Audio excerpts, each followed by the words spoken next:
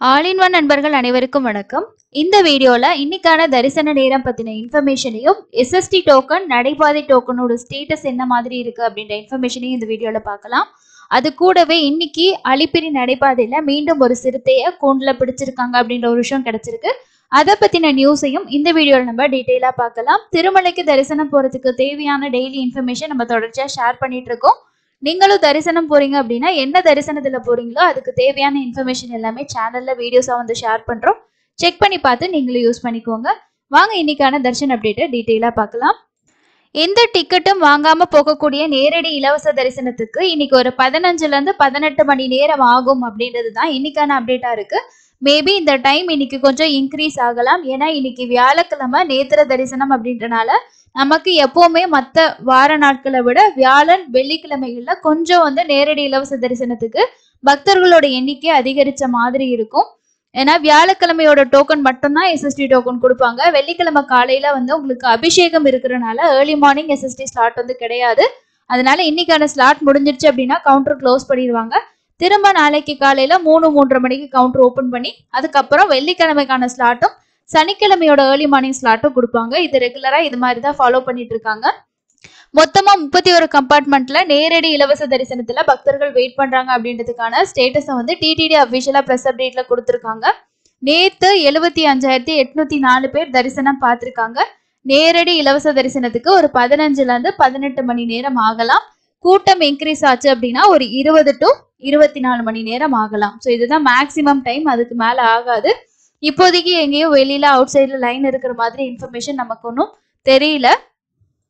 அதுக்கு அடுத்த இன்ஃபர்மேஷன் என்ன அப்படின்னா, கீழ் திருப்பதியில நமக்கு எஸ்எஸ்டி டோக்கன் 4 கவுண்டர்ல கொடுத்துட்டு இருக்காங்க. இந்த டோக்கன் வாங்கிட்டு நம்ம நடந்து போகலாம், பஸ்லயும் போகலாம். ரயில்வே ஸ்டேஷன் கிட்ட 2 கவுண்டர் இருக்கு. விஷ்ணு நிவாசம், கோவிந்தராஜ சுவாமி சத்திரம். அதுக்கு அடுத்தது மெயின் பஸ் ஸ்டாண்ட் கிட்ட இருக்க சீனிவாசம் காம்ப்ளெக்ஸ். இந்த 2 கம்பேர் பண்ணும்போது நமக்கு சீனிவாசம் காம்ப்ளெக்ஸ் காலையில டோக்கன் வாங்குறதுக்கு அதுக்குள்ள லைனே வந்து உங்களுக்கு ரொம்ப அதிகமா இருக்கும். அதனால நீங்க வந்து விஷ்ணு நிவாசம் இங்க மாதிரி ட்ரை பண்ணீங்கன்னா ஓரளவுக்கு க்ரௌடு இருக்கும், பட் அந்த அளவுக்கு அங்க மாதிரி இருக்காது. அதுக்கு அடுத்தது பூதேவி காம்ப்ளெக்ஸ்ல கொடுக்குற டிக்கெட்டும் எஸ்எஸ்டி டிக்கெட் தான். இதை வாங்கிட்டு நீங்க அலிப்பிரி வழியா நடந்து போகலாம், இல்ல நீங்க வந்து பஸ்ல கூட போகலாம், இல்ல நீங்க நடந்து போறனாலும் போகலாம். ஏன்னா இதை வந்து அலிப்பிரி நடைபாதையில எஸ்எஸ்டி டோக்கனா வந்து கன்வெர்ட் பண்ணிட்டாங்க பக்தர்களோட சேஃப்காக. அதே மாதிரி குழந்தைங்களை கூட்டிட்டு போறீங்கன்னா காலையில 5 மணில இருந்து மத்தியானம் 2 மணி வரைக்கும் தான் அலௌடு. 12 வயசு கீழே இருக்கக்கூடிய குழந்தைங்களோட நடந்து போகக்கூடிய உங்களுக்கு இதுதான் டைம்.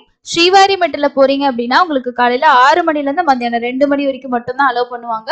அதுக்கு மேல நீங்க பஸ்ல போற மாதிரி தான் இருக்கும். 8:30 மணி ஸ்டேட்டஸ் படி ஸ்லாட்டர் சர்வதர்ஷன டோக்கன் இன்னைக்கான டிக்கெட் கம்ப்ளீட்டா முடிஞ்சது. ஸ்ரீவாரிமெட்டில மட்டும்தான் அவைலபிள் இருக்கு. அதுவும் ரொம்ப கம்மியான டிக்கெட், ஒரு 700 டிக்கெட் தான் அவைலபிள் இருக்கு. அதுவும் இன்னைக்கான நைட் 8 மணியோட ஸ்லாட் ஒரு 8:30 மணி ஸ்டேட்டஸ் படி உங்களுக்கு ரன்னிங்ல இருந்திருக்கு. ஸோ இதுதான் இன்னைக்கான எஸ்எஸ்டி டோக்கன். அதே மாதிரி உங்களுக்கு தர்ஷனோட ஸ்டேட்டஸா இருக்கு. நாளைக்கு யாராவது பிளான் பண்ணிருக்கீங்கன்னா ஒரு மத்தியான ஈவினிங்குள்ள ரீச் ஆகுனீங்கன்னா சனிக்கிழமைக்கான காலையில ஸ்லாட் வந்து ஈவினிங் சில டைம் வந்து மிட் நைட் வரைக்குமே அவைலபிள் இருக்கு. அந்த மாதிரி இருந்துச்சுன்னா சேனல்ல நான் உங்களுக்கு வந்து அப்டேட் பண்ணுவேன் காலையில. இந்த மாதிரி தர்ஷன் அப்டேட் வரும்போது செக் பண்ணிக்கோங்க எவ்வளவு டிக்கெட்ஸ் வந்து இருக்கு அப்படின்னு சொல்லிட்டு. அதனால வாங்கிட்டு போனீங்கன்னா சனிக்கிழமையில ஒரு 1 to 2 மணி நேரத்துல சாமி பார்த்துட்டு வெளியில வந்துடலாம். அதுக்கு அடுத்த முக்கியமான இன்ஃபர்மேஷன் என்ன அப்படின்னா, இன்னைக்கு திருமலையில இன்னொரு சிறுத்தை வந்து கூண்டுல பிடிபட்டிருக்கு அப்படின்றதுக்கான ஒரு நியூஸ் வந்து நமக்கு கிடைச்சிருக்கு. திருமலையில சிறுத்தை நடமாட்டம் பக்தர்களை அச்சத்தில் ஆழ்த்தி வருகிறது. சமீபத்துல திருமலை நடைபாதையில மேலும் ஒரு சிறுத்தை பிடிபட்டது. நடைபாதையில் நரசிம்ம சுவாமி ஆலயம் 7வது மைல் இடையே கூண்டுல வந்து சிறுத்தை சிக்கியதாக அதிகாரிகள் வந்து தெரிவிச்சிருக்காங்க. 2 மாதங்கள்ல மொத்தமா 5 சிறுத்தைகள் வந்து அதிகாரிகள் இது வரைக்கும் கூண்டு வச்சு பிடிச்சிருக்கிறதாவும் இந்த செய்தியில வந்து சொல்லியிருக்காங்க. 4 நாட்களுக்கு முன்னாடி இந்த சிறுத்தை வந்து கேமரால வந்து நடமாட்டம் ரெக்கார்ட் ஆகியிருந்ததாகவும் இதை பிடிக்கிறதுக்கான நடவடிக்கைகள் ஒன்னா எல்லா இடங்களையும் கூண்டு வந்து வச்சிருக்காங்க. அதுவுமே நிறைய பேர் நடைபாதையில போகும்போது பார்த்துருப்பீங்க.